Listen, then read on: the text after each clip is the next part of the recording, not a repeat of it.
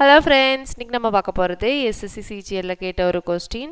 How much rice of rupees 4 per kg should be mixed to 15 kg rice of rupees 10 per kg so as to make a mixture worth rupees 6.50 per kg. ஒரு 15 kg rice அதோட per kg வந்து 10 rupees. அதில் எவ்வளோ kg rice add பண்ணா அதோட cost வந்து per kg rupees 4 add பண்ணால் இந்த ரெண்டும் மிக்ஸ் பண்ணுற காஸ்ட் வந்து 6.50 வரும்னு கண்டுபிடிக்கணும் per kgக்கு. இதில் ரெண்டு டைப் ரைஸுக்கும் நம்ம வந்து ஏபின்னு எடுத்துக்கலாம். ஃபர்ஸ்ட் டைப்புக்கு ஏனியும் ரெண்டாவது டைப் ரைஸுக்கு பின்னு எடுத்துக்கலாம்.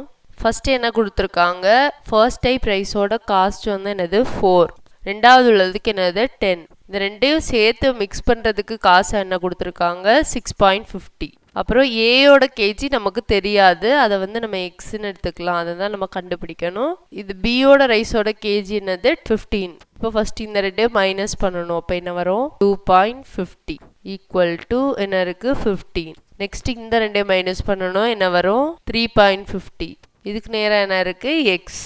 இப்படி பார்க்கணும், கிராஸில் பார்க்கணும். இப்போ இதை சால்வ் பண்ணுறோம். இதில் பாயிண்ட் போகிறதுக்காக நம்ம 10ஆல் மல்டிப்ளை பண்ணுறோம். அப்போ என்ன வரும் 25/35 ஈக்குவல் டு 15/x.